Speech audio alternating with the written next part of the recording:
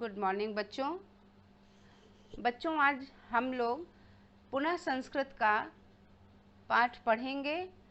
प्रथम पाठ पढ़ेंगे जो आपका प्रथम पाठ है पुनरावलोकनम फर्स्ट। ये पाठ हम पढ़ेंगे। तो बच्चों आज हम पुनरावलोकन मतलब पुनः अवलोकन के अंतर्गत एक वचन, द्विवचन और बहुवचन, एक वचन, द्विवचन और बहुवचन के अंतर्गत और लिंगों में पुल्लिंग, स्त्रीलिंग, नपुंसक लिंग के शब्दों का और वाक्यों का अध्ययन करेंगे।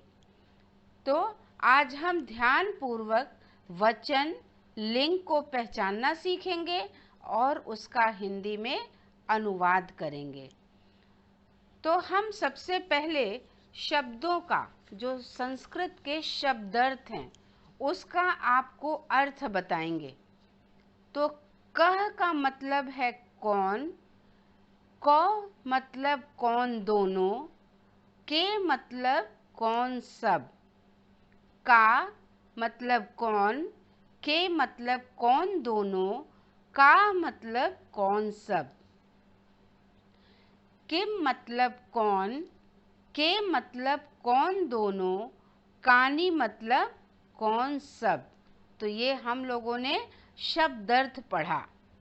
तो शब्दार्थ जो हम लोग पढ़े हैं, कह कौ के, ये जो हम लोगों ने पढ़ा कह कौ के, इसे हम संस्कृत में सर्वनाम के अंतर्गत रखते हैं। यह सर्वनाम के शब्द रूप हैं जिनको हम संज्ञा के साथ और क्रिया के साथ वर्तमान काल में ही अध्ययन करेंगे। तो शब्दों का अर्थ आपको समझ में आ गया। आप भी ध्यान पूर्वक इस शब्दों का अध्ययन करिएगा, अर्थ को समझिएगा और पुनः याद करिएगा। ध्यान पूर्वक याद करने का प्रयास करिएगा। तो फिर हम पाठ शुरू करते हैं। पुनरावलोकनम। अब देखिए, ये एक घोड़ा है तो एक वचन, दो घोड़े हैं तो दो वचन, और जहाँ दो से ज़्यादा हैं तो हम बहुवचन का प्रयोग करेंगे। यहाँ चित्र में 4 घोड़े दिखाई दे रहे हैं तो हम यहाँ बहुवचन का प्रयोग करेंगे। अब यहाँ जो प्रश्नवाचक चिन्ह लगा है, आपने देखा कि यहाँ जो प्रश्न किया गया है, क्वेश्चन मार्क लगा हुआ है, उसमें हमको क्वेश्चन किया गया है और उसी का आंसर नीचे दिया गया है। तो हम इसका अध्ययन करना शुरू करते हैं। जैसे है कह धावती। कह धावती ये वर्तमान काल की क्रिया है। कौन दौड़ता है, हमने शब्दार्थ में आपको बताया कह का मतलब कौन। तो कौन दौड़ता है ये वर्तमान काल की क्रिया है। आपने जब हम आपको संज्ञा सर्वनाम पढ़ाएंगे और क्रिया पढ़ाएंगे तो आपको समझ में आएगा। ये वर्तमान काल की क्रिया है, कौन दौड़ता है। अश्वः धावति, घोड़ा दौड़ता है। अश्व मतलब घोड़ा, तो इसका आंसर है अश्वः धावति। फिर है कौ धावतः, कौन दोनों दौड़ते हैं। धावत मतलब दौड़ना, कौ मतलब कौन दोनों, कौन दोनों दौड़ते हैं। उत्तर है उसका अश्व धावतः, 2 घोड़े दौड़ते हैं। आपने चित्र में भी देखा कि 2 घोड़े दौड़ते हुए दिखाई दे रहे हैं। अब है के धावंती, कौन सब दौड़ते हैं। धावंती अर्थात बहुवचन के लिए लग गया।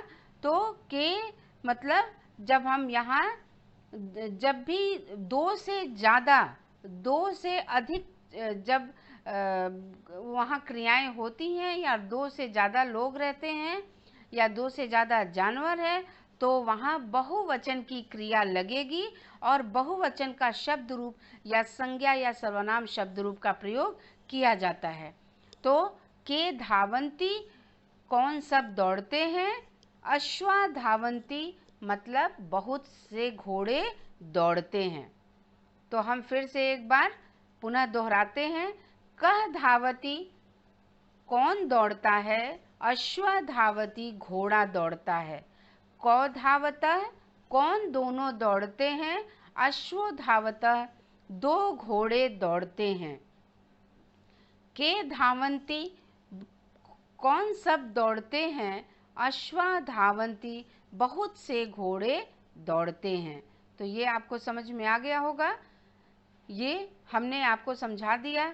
अब दूसरा है, आगे है कह खादती। कह खादती, यहाँ चित्र में आपको एक पुरुष दिखाई दे रहा है। चित्र में आपको एक पुरुष दिखाई दे रहा है। तो कह खादती, यहाँ जो है पूछा गया है, एक पुरुष दिखाई दे रहा है, तो पुरुष के लिए प्रयोग किया गया है, पुल्लिंग शब्द है।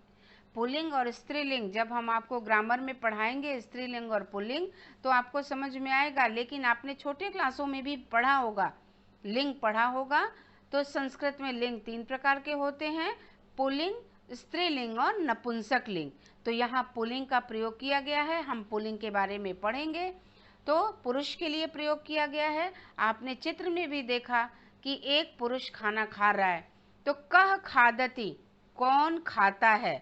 नरः खादति, उसका उत्तर है नरः खादति, अर्थात आदमी खाता है, नर खाता है, आदमी खाता है। कौ खादतः, कौन दोनों खाते हैं? आप देख रहे हैं चित्र में 2 आदमी खा रहे हैं, कौन दोनों खाते हैं? नरो खादतः, 2 आदमी खाते हैं। फिर आगे है के खादंती, चित्र में 2 से ज़्यादा आदमी दिखाई दे रहे हैं, इसलिए हम कहेंगे कि कौन सब खाते हैं? तो उसका आंसर है नराः खादन्ति, अर्थात बहुत से आदमी खाते हैं। तो ये समझ में आ गया होगा बच्चों। अब फिर हम आगे बढ़ते हैं स्त्रीलिंग की तरफ। जो स्त्रियों के लिए प्रयोग होता है, जो स्त्रियों के लिए प्रयोग होता है, उसे हम स्त्रीलिंग कहते हैं। तो अब आप देखिए कि क्रिया स्त्रीलिंग हो या पुल्लिंग हो या फिर नपुंसक लिंग हो, तीनों लिंगों में जो क्रिया होगी वह समान होगी। यहाँ पर जो बदलेगा वह संज्ञा या फिर सर्वनाम होगा। ठीक है, समझ में आया? क्रिया स्त्रीलिंग, पुल्लिंग या नपुंसक लिंग, तीनों लिंगों में जो क्रिया होगी वह समान होगी, लेकिन यहाँ जो कुछ भी बदलेगा वह संज्ञा और सर्वनाम होगा। तो आगे बढ़ें। का पठती, आपने देखा कि चित्र में एक लड़की पढ़ रही है, तो पूछा गया है का पठती, कौन पढ़ता है? यहाँ क्रिया को परिवर्तित कर लेते हैं हमने यहाँ क्रिया को परिवर्तित कर लेना है। कौन पढ़ती है? कौन पढ़ती है? तो बालिका पठती, उत्तर है बालिका पठती, मतलब लड़की पढ़ती है या बालिका पढ़ती है। के पठतः, यहाँ चित्र में आपको 2 लड़कियां दिखाई दे रही हैं ना, तो पूछा गया है के पठतः, कौन दोनों पढ़ती हैं? तो आंसर है उसका बालिके पठतः, 2 लड़कियां पढ़ती हैं। बालिके पठतः का उत्तर है, अर्थ है 2 लड़कियां पढ़ती हैं। का पठन्ति, आपने चित्र में देखा कि 2 से ज़्यादा लड़कियां हैं जो पढ़ रही हैं, तो उसमें उनसे पूछा गया का पठन्ति, तो उसका उत्तर है कि कौन सब पढ़ती हैं। का पठन्ति का अर्थ है कौन सब पढ़ती हैं, तो उसका उत्तर है बालिका पठन्ति, बहुत सी लड़कियां पढ़ती हैं। तो पुनरावलोकन में हमने आपको समझा दिया, और फिर आगे अब हम इसी में आगे पढ़ते हैं।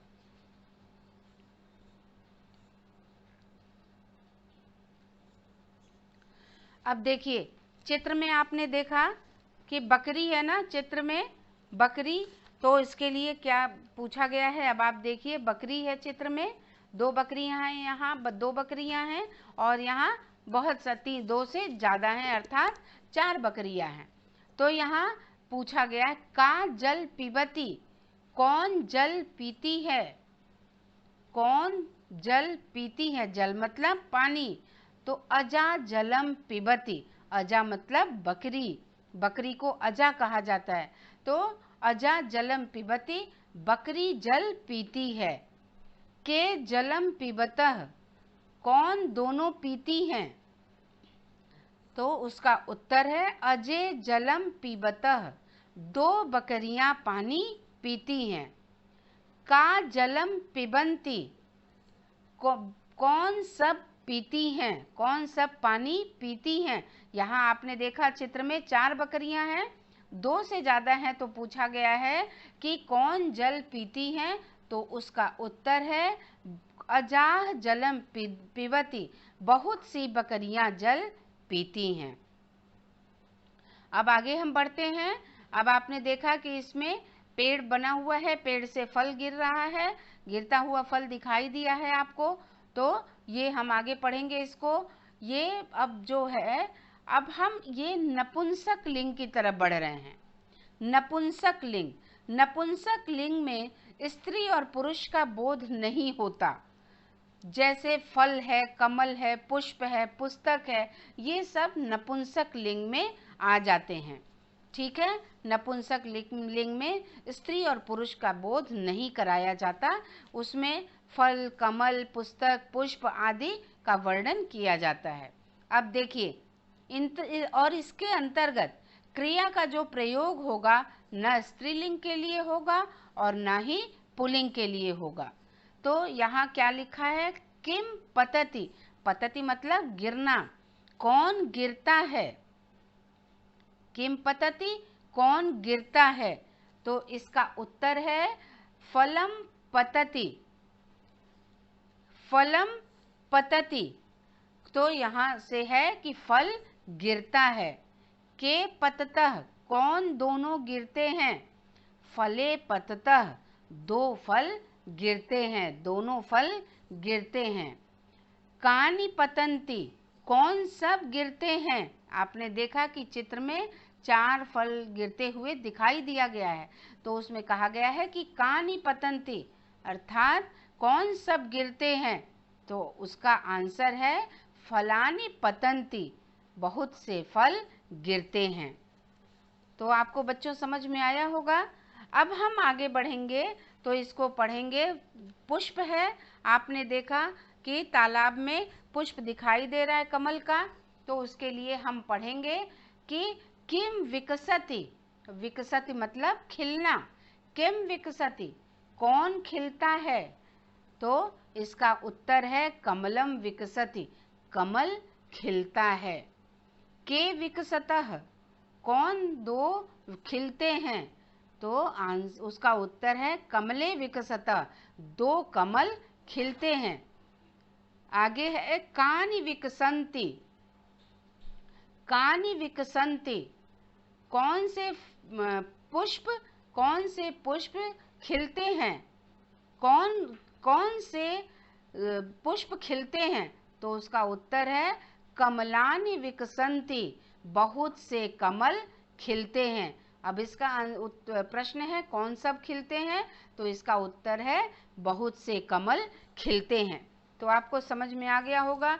ध्यान पूर्वक एक बार और आप दोहरा लीजिएगा, हमने आपको पूरा पुनरावलोकन में पढ़ा दिया, आप उसको दोहरा लीजिएगा। अब हम फिर उसका शब्दार्थ मैंने आपको पढ़ाया ही है, शब्दार्थ मैंने आपको पढ़ा दिया। अब हम अभ्यास करेंगे। अभ्यास दिया गया है चित्रानुसारम संस्कृते वाक्यानि रचयत, अर्थात इसका हिंदी रूपांतरण है चित्र के अनुसार संस्कृत में वाक्य की रचना कीजिए। कह धावति, कौन दौड़ता है। अब संस्कृत में ही वाक्य क्या रचना करना है आपको यहाँ अभ्यास में दिया गया है, और आपने पढ़ा कि घोड़े को संस्कृत में अश्व कहते हैं, तो इसका उत्तर होगा अश्वः धावति। का लिखति, कौन लिखता है, बालिका लिखति। किम पतति, कौन गिरता है? फलम पतति, फल गिरता है। के खेलंती, कौन खेलता है? कौन सब खेलते हैं? तो चित्र में दो से ज़्यादा बच्चे दिखाई दे रहे हैं खेलते हुए, तो हम कहते हैं कि बालकाः खेलन्ति, बालकाः खेलन्ति। का उड्डयन्ति, कौन उड़ता है? तो हम चिड़ियों को चटका कहते हैं। संस्कृत में चिड़ियों को चटका कहा जाता है। तो चटकाः उड्डयन्ति अर्थात चिड़िया उड़ती हैं। कानि विकसन्ति, कौन सब खिलते हैं? तालाब में 4 फूल दिखाई दे रहे हैं ना आपको, तो यहाँ प्रश्न पूछा गया कानि विकसन्ति, तो कौन सब खिलते हैं? तो कमलानि विकसन्ति, 4 कमल खिलते हुए दिखाई दे रहे हैं, तो हम कह सकते हैं कि उसका आंसर होगा कमलानि विकसन्ति अर्थात कमल खिलते हैं। अब आगे पढ़ेंगे बच्चों कि चित्रानुसार संस्कृते वाक्यानि रचयत। अब चित्र के अनुसार संस्कृत में वाक्य की रचना की करनी है। अब जैसे देखिए आपका है का पठन्ति, कौन सब पढ़ते हैं? का पठन्ति, कौन सब पढ़ते हैं?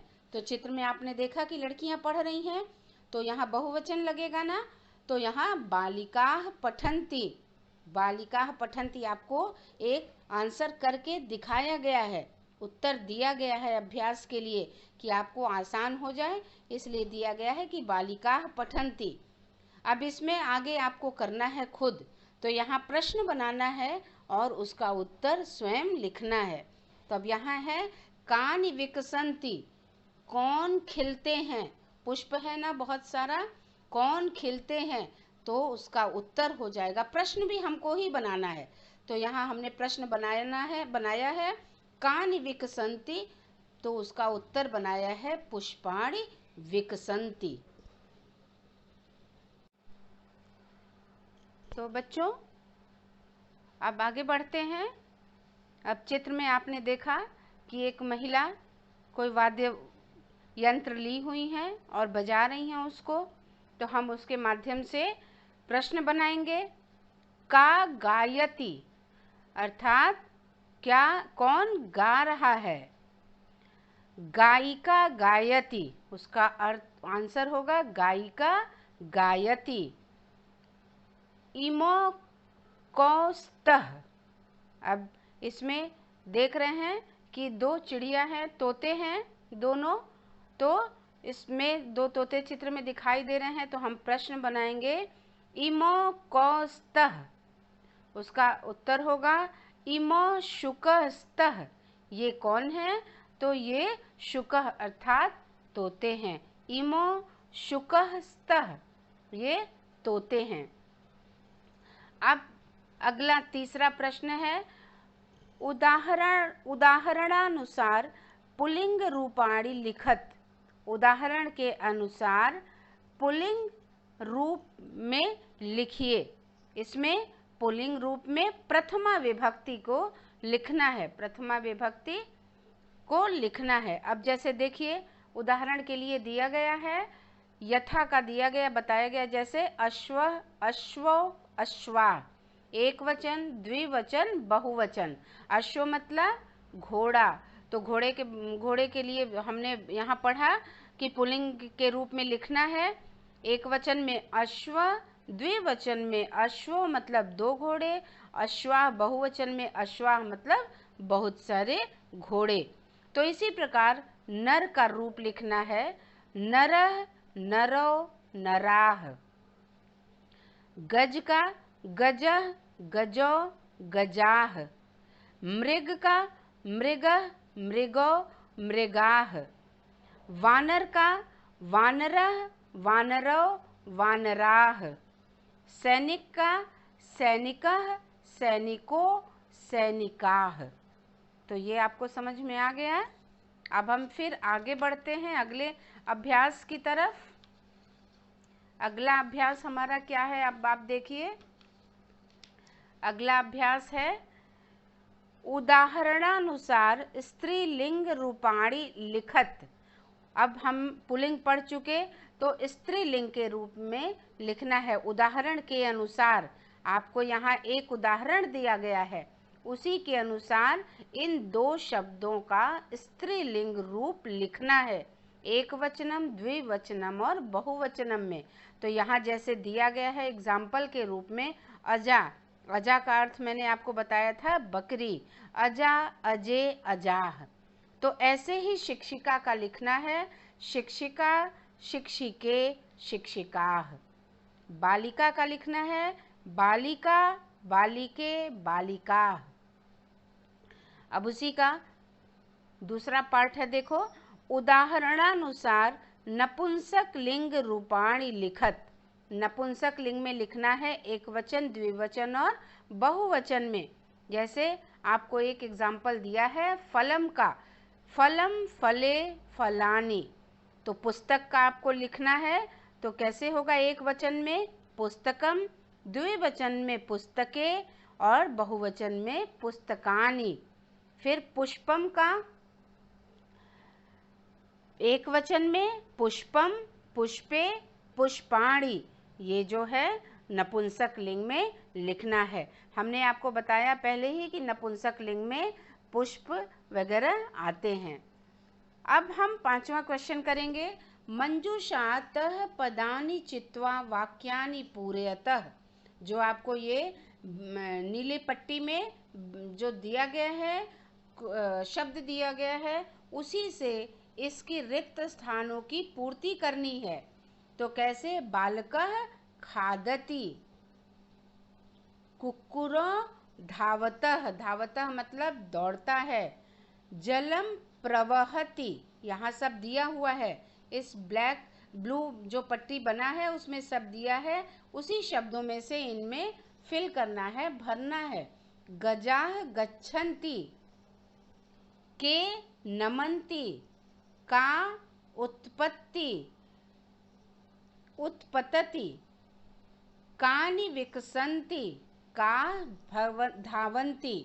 अब आप देखिए ये क्रिया है, खादति, धावतः, प्रवहति, गच्छन्ति, क्रिया है, ये क्रिया का रूप है, और यहाँ सर्वनाम का रूप दिया है। के, का, कानि, का सर्वनाम का रूप दिया है। अब हम छठवें क्वेश्चन की तरफ बढ़ते हैं। चित्रानुसारम संस्कृत पदानि लिखतः, अर्थात संज्ञा और सर्वनाम का प्रयोग किया गया है। चित्र के अनुसार संस्कृत में पद लिखना है, संज्ञा और सर्वनाम का प्रयोग यहाँ करना है। अब जैसे देखिए एक कबूतर बैठा है ना, तो यहाँ लिखना है कपोतः, कपोत मतलब कबूतर, एक वचन है तो एक कबूतर बैठा है तो कपोतः अस्ति। कमले विकसतः, दो कमल है ना, तो कमले विकसतः, दो द्विवचन का प्रयोग यहाँ किया गया है। ये द्विवचन का, संज्ञा और सर्वनाम का प्रयोग इसमें किया गया है, तो यहाँ द्विवचन का प्रयोग किया गया है। यहाँ एक कबूतर है तो एक वचन, दो फूल है तो दो वचन का, कमले विकसतः द्विवचन का प्रयोग किया गया है। यहाँ आप देखिए दो से ज़्यादा लड़कियाँ, तीन लड़कियाँ पढ़ रही हैं, तो इसलिए बहुवचन का प्रयोग यहाँ होगा, और लिखा गया है कि बालिका पठन्ति। तो हमने आपको पूरा एक्सरसाइज करा दिया बच्चों। आप ध्यान पूर्वक अपने पूरे पाठ को पढ़ेंगे और उनको पुनः दोहराने का प्रयास करेंगे। जैसा कि मैंने आपको पढ़ाया है, ये सब आप पुनः पढ़ेंगे। मेरा वीडियो देख के आप ध्यान पूर्वक पढ़ेंगे। आपको जो समझ में नहीं आएगा कमेंट बॉक्स में मुझे लिखेंगे, और फिर मैंने ये सब कुछ आपको पढ़ा दिया, सबका अर्थ आपको समझ में आ गया होगा। फिर मैंने जितना अभ्यास था आपका, सारा अभ्यास आपको करके और बुक में दे दिया है, और इसी से देख के आप पूरे अभ्यास को, वीडियो को देख देख के पूरे अभ्यास को कर लीजिएगा। पूरा अभ्यास मैंने करा दिया है, अपने बुक में ये सारा अभ्यास आप कर लीजिएगा। लेकिन ये सारा अभ्यास जो मैंने कराया है ये केवल बुक में होगा, ये सारा बुक में होगा। केवल आपको एक अभ्यास जो आपको क्वेश्चन नंबर 7 है, संस्कृत भाषायाम अनुवादम कुरुत। इसका हम आपको पीडीएफ भेजेंगे। इसको केवल यही एक जो आपको क्वेश्चन है, क्वेश्चन नंबर 7, इसी को आपको केवल अपने संस्कृत की कॉपी में कर लेना है। अब जैसे इसका अनुवाद है, 2 आदमी खाते हैं, तो हिंदी में लिखा हुआ है 2 आदमी खाते हैं, तो हम संस्कृत में इसको कैसे लिखेंगे? द्वौ नरौ खादतः। आदमी खाता है, नरः खादतः। लड़कियां पढ़ती हैं, बालिका पठन्ति। बकरी पानी पीती है, अजा जलम पिबती। कमल खिलते हैं, कमलानि विकसन्ति। तो बच्चों आपको समझ में आ गया होगा। केवल क्वेश्चन नंबर 7 आपको कॉपी में करना है। बाकी जो मैंने अभ्यास कराया है ये सब आप अपने बुक में वीडियो देख के बुक में कर लीजिएगा। कोई भी काम कॉपी में नहीं करना है, केवल क्वेश्चन नंबर 7 जो संस्कृत में अनुवाद है, केवल यही आपको कॉपी में कर लेना है। तो बच्चों संस्कृत का काम संस्कृत की कॉपी में, और हिंदी की 3 कॉपी जो आपने बनाई है, मंजरी का काम मंजरी में, ग्रामर का काम ग्रामर की कॉपी में, और महान व्यक्तित्व का काम महान व्यक्तित्व की कॉपी में करना है। महान व्यक्तित्व के जितने भी चैप्टर्स हम पढ़ाएंगे केवल उन्हीं को करना है। उसके अलावा जो चैप्टर्स मैं छोड़ दे रही हूँ उनको आपको नहीं करना है। तो अब तो सारी बातें क्लियर हो गई। अब तो कोई दिक्कत नहीं है आपको। आपको कोई दिक्कत होगी संस्कृत में तो आप कमेंट बॉक्स में ज़रूर लिखिएगा। लेकिन मुझे नहीं लगता कि वीडियो देखने के बाद आपको कोई प्रॉब्लम हो सकती है, क्योंकि मैंने बहुत साफ और स्पष्ट शब्दों में आपको समझाया है। लेकिन आप इसको ध्यानपूर्वक घर में अभ्यास करते रहेंगे, दोहराते रहेंगे, नहीं तो आपको फिर से भूल जाएगा। जो मैंने किताब में लिख दिया है, वीडियो को पॉज कर करके आप उसको अपने किताब में लिख लीजिएगा। और जो संस्कृत में अनुवाद करना है मैं उसका पीडीएफ भेजूंगी। उस अनुवाद को आप अपने संस्कृत की कॉपी में भारत वंदना के बाद प्रथम पाठ डाल के आपको ये करना है। Thank you.